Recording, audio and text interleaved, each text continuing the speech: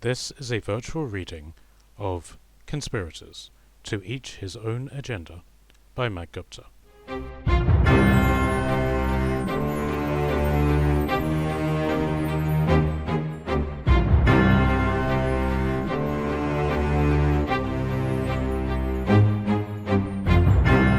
Chapter 43. Aldclyffe Castle. On the evening that Aquila had left for his mission, Alistair had recalled his bannermen to Aldclyffe Castle, this time with their assembled armies. The great hall was alive with merriment and cheer. The festivities had been going on for days now, as the armies from the far corner of Seaward's lands took the longest to arrive. Alistair was holding court at the head of the table, and the nobles who led his bannermen were seated around it in a wide crescent. There were 20 of them. The most remembered ones were Pilimur and Berenice, who were sitting either side of Alistair. Alistair was organizing who would command what in his impressive army of 50,000. It was both a hard choice and one with a clear answer. His Athenian generals would need priority, while Pilimur of the Scots was the most seasoned commander and the most loyal of all his supporters. Berenice and her shield-maiden Goths comprised a full 2 legions in his army, but it was clear she had doubts about what they were doing. The other commanders were middling men. Some had declared loyalty to the same level as Pilimur, but none had the same standing. Many of them only just brought half a legion each.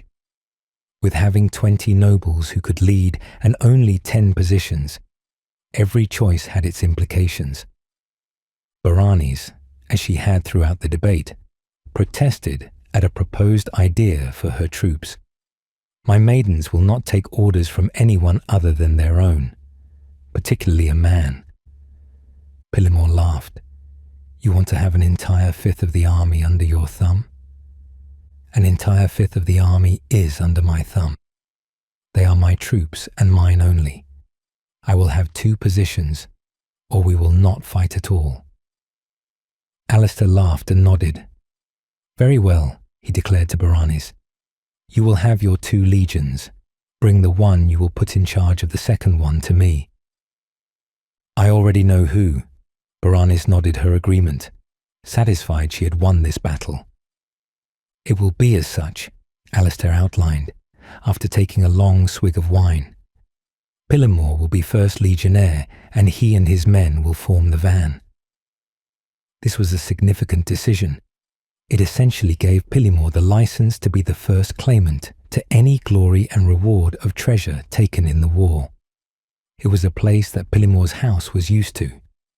Their house's insignia was a white siege tower, and they were well known for being the first over the walls, as their family slogan dictated. There was a great amount of discord about this, however, voiced greatest by Berenice. My shield maidens will not take positions behind a man, she threatened. That's fine by me, Pilimur smirked. There was a degree of humorous agreement. I won't mind being behind you. It will make a nice view. Berenice threw her cup at Pilimur and slammed her axe into the table. Watch your words. You may find you'll be as cockless as myself. My friends, Alistair chuckled, as a commentator rather than being involved. We hate each other so much we could only be lovers. Berenice glared at him. I need no man in my life. I have my lover. She pulled up her iron and wooden shield, which was embroidered with an insignia of 8 circles on it, symbolizing a shield wall. And he keeps me warmer than any cock. Can your maidens claim the same? Pilimur taunted. I doubt they are as maiden-like as they say. Perhaps we should check. The men around him laughed encouragingly. Berenice took up the challenge. She retrieved her axe and cut her leather chestpiece off her, revealing a large set of highly firm and desirable breasts. Come then, she challenged Pilimur, slamming the blade back into the table. Let's see if you are man enough to lay a hand on this prize. She posed dramatically, her eyes alive with daring. Pillimore laughed and threw down his cup, wiped his hands on the tablecloth and stood up. He made his way around the table, his hands outstretched and a greedy look on his face. But Baranis spun out a dirk from the skirt around her waist and stabbed it through his left hand. He let out a howl-like scream, grabbing his wrist as blood flowed past the blade. The whole hall had ground to a halt, both to take in the view of Baranis's breasts and to see what Pillimore was screaming about. Some of the Scots drew weapons, as did the Goths. "Anyone else?" Baranis challenged, brandishing her breasts in the faces of the other men and finally to the hall at large. She brandished them at Alistair last, spending slightly more time with him than the others. Alistair couldn't help but laugh, savouring the sight. But after a few moments, the pressure of the other men's gaze pressed him into action. He let out a sigh, sensing the trap from Baranis. If he didn't have the courage to take a woman and by and large his rights as a high king, why would anyone follow him? He stood up and pressed himself against Baranis, placing a hand on her hips and pulling her into an embrace. His hands groped her right breast. He kissed her, clearly breaching her mouth with his tongue. For a moment she didn't resist, placing her own hand on his. But then her knife hand made to strike his head. He caught it without breaking from her or opening his eyes. Annoyed by his success, she tried to break away, but he released her in his own time. After he let her go, he returned to his seat. "Did I pass your test?" he said loudly to her, over the cheers of the soldiers. "You did." Baranis nodded. There was no anger in her eyes. "I will follow you and be second to the man of your choosing." She nodded and pulled her jerkin-jack over herself. "The choice has already been made," Pillimore grunted. He had removed the blade from his hand and was having it bandaged up. "Indeed," Alistair agreed, "but I fear that cut will make you useless."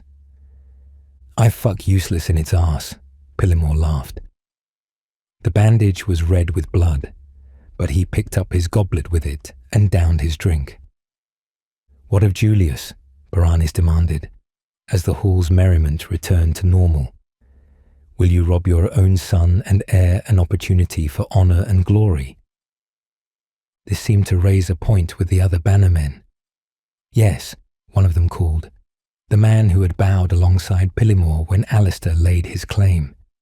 His name was Bane, the Earl of Aldclyffe. "Where is the hero of our lands?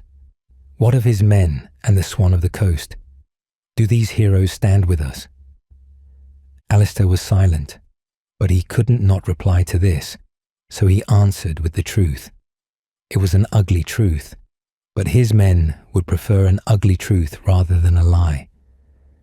"My son has chosen a different path. He will not stand with us.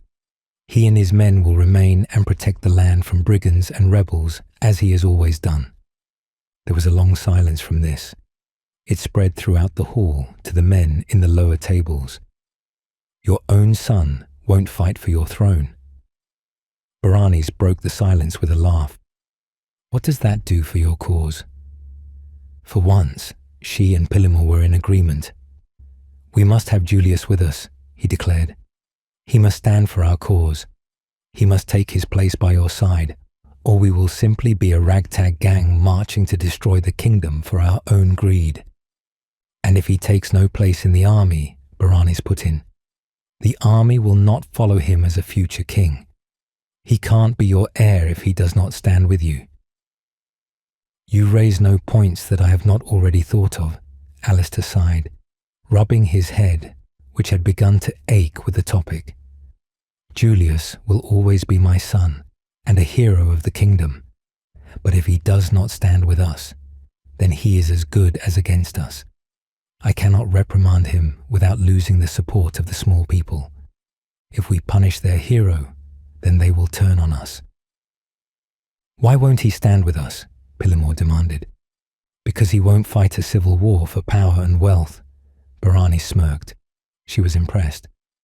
Your rogue son has bigger balls than most men here. We are fighting to save our kingdom from monsters like Ignatius, Pillimore protested.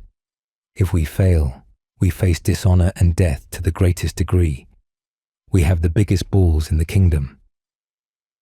Any man can fight a war, Baranis retorted, her eyes distant and savage. But it takes a true man to turn away from his father and his land for an honorable cause. I misjudged the boy. Be careful, Pillimore laughed. Many other women in the world stand as wet as you when thinking of Julius. I feel you will be disappointed with his lack of experience. Alistair laughed at this. I fear my small friend is right. My son has little time for a woman's love. You would do better fucking that other lover of yours. His eyes flashed towards her shield. Baranis ignored this. Then you must choose an heir to follow you into battle and be your successor when your time ends. I do not plan on being king until the war is won. Alistair smiled reassuredly. Until I do, I will not have a need to name an heir. Will General Felthor be your choice? Pillimore pressed. Or are you planning on leaving him out of the war effort as well? I see you have not allowed him a place in this army. Felthor is my friend and my brother, Alistair admitted, and the reason why he is not here in this army is because he has his own army to the east. This was a shock, but it filled Alistair with gladness. If his own people did not know of Felthor's war effort, Ignatius surely did not. Clearly, Felthor's ruse of sending the Dacians far away was working. How many legions does he command? Baranis demanded. 5, Alistair answered. Or at least he did at his last message to me. He has the capability to raise another 4 with the Roman noble forces that are loyal to him. But he will raise those men at the last moment. We will meet with his army on our siege of the capital. So we are not as doomed as we believe, Pillimore laughed. What of Mistnir and his navy? I have set plans for the admiral, Alistair confessed. In the event of Aquila's mission results in failure, or he turns on our own efforts, Mistnir will defend us. But our attack on the harbour city will only be done by us, Alistair hastily added. Both armies must reach the capital to take it. 10 legions can fall upon the city walls with only half in its defence and be defeated. How many legions does Ignatius have? Bain asked. 8, Alistair said, including the Fountain Court Legion. They have come to our aid before, but they continue to ignore our attempts to bring them to our favour. How many legions will we face at the harbour city? Bain continued to press. Another 8. Both cities are packed to bursting. Ignatius has his spies everywhere and has attempted to ready himself for us. Indeed, Baranis folded her arms. Ignatius has attempted to man the front-line defenders with soldiers openly loyal to our cause. When battle breaks out, we will be facing our friends and allies. Alistair's face fell at this. I am aware. Those lives will be mourned and honoured, but we cannot turn away because people loyal to us will die. 8 legions will be problematic to fight against, Bain noted. We will easily have victory, but it will be a costly one. Our losses will be great, Alistair agreed, which is why we need to have a set strategy that we must not deviate from. He summoned his servants to bring in a map on a wooden board that was erected on a frame on wheels. We cannot attack the harbour city from the ground. The watchtower network along the coastal road will alert the city before we even get close. He pointed at a bridge that was the only artificial crossing over a river that ran almost straight through the kingdom. The harbour bridge is the only place we can cross. If they can fortify it with even a token force, then we can be delayed until our campaign collapses. Assuming they simply don't destroy the bridge, It would take our forces weeks to rebuild it and cross over, Bain pondered. So, a naval attack. Pillimore didn't like this idea. A landing mission on our own soil will mean that we'd literally be fighting uphill. He stood up and pointed at the small stretch of land between the coast and the city. Though the map showed a tiny gap, it was a full 2-mile stretch of open land, one which was fortified against naval incursions from the pirates of Gladium. A very fortified hill, he added, to put this obvious point forward. And where will we get the ships from? If we're fighting uphill, Baranis thundered, getting up and standing up to the massive man, then we fight to take the hill. My shield wall was never been broken, and I do not plan for it to be on this day. My people have transport ships enough to transport the army, but horses for the knights can only be deployed in the long run. Your vanguard will land on the beach and give us room to deploy in our forces in formation. We'll then take the beach inch by inch until we are at the city walls. We will order the city to surrender. We do not want more bloodshed than needed. We will be spilling King's blood either way, Pillimore growled. Taming the amount will not benefit our cause, only put our own men at risk. We must not appear butchers. Baranis rolled her eyes. Otherwise, why should anyone follow us? Pillimore is right, Alistair stood up, but so are you. He nodded to both of them to sit down. We will give them a chance to surrender at the city gates. If they refuse, then we will take the city immediately upon their refusal. Could we challenge them to single combat? Baranis offered. The governor of the harbour is a coward, Pillimore barked immediately. Everyone was in agreement on that. He will not make single combat with us. He will undoubtedly send a warrior of great mercenary standing to face us if he does choose to accept. Baranis clung to her idea. If we defeat the man in combat, it will damage their morale on the field and rob them of a strong warrior. Alistair liked her method of thinking. He nodded. Who will be my champion in this challenge? There was no shortage of volunteers. Everyone stood. Alistair laughed and commended them on their loyalty. Baranis brushed away his commendation and turned to Pillimore. You are the vanguard of the army and the first legionary captain. Is that not enough? She speaks the truth, Bain coughed suddenly, as he drank his drink too quickly. We must choose someone amongst us who will not destroy our army with their deaths. Who will be able to fill that position? Baranis demanded. You. Perhaps, Bain stood up. Pillimore is the first captain and you command more troops than most of us. I have people to take my place. Baranis placed her hands on her hips, standing tall and affronted.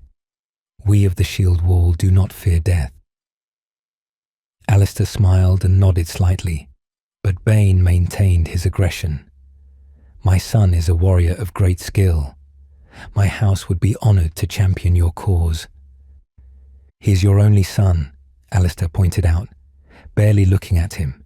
His stubble of a beard was suddenly highly interesting to him. A man at your age should not be so quick to endanger his lineage. Bain looked equally affronted.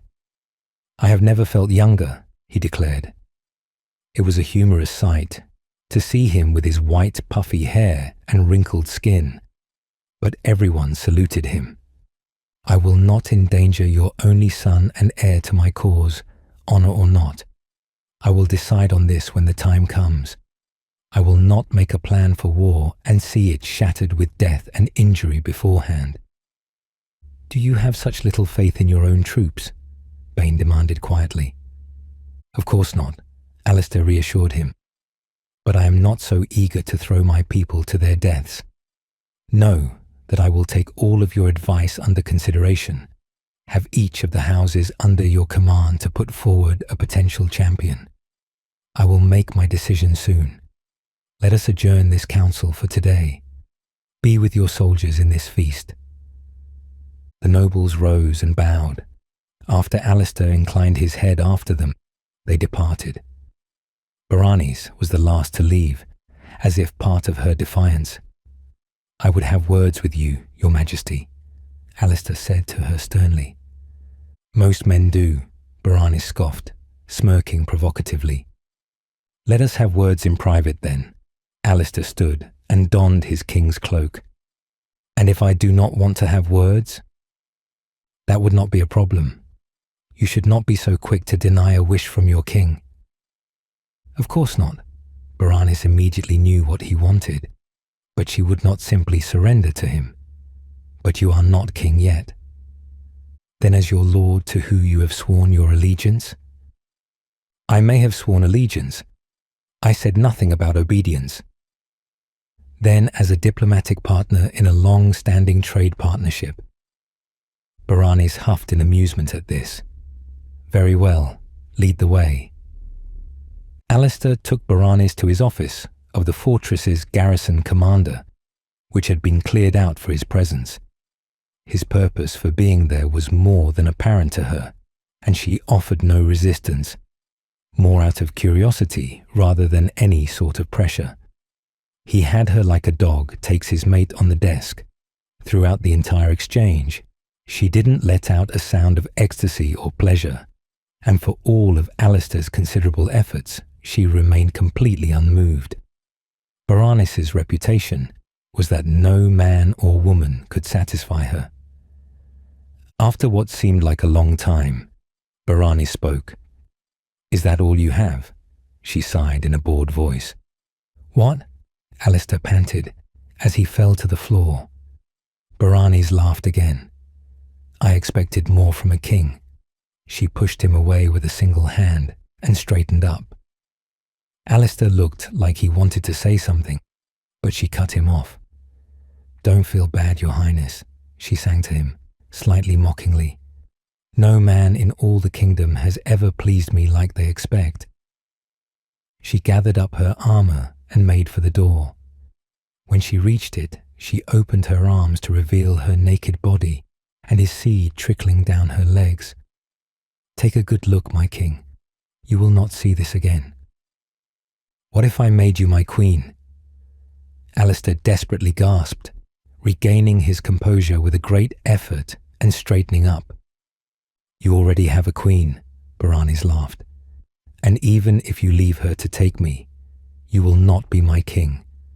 Only one man in the world will please me and give me the daughters I deserve. That is the man I will have. No one else. You failed this test, and so it shall not be you." With that, she donned her armor and left the office to rejoin her soldiers.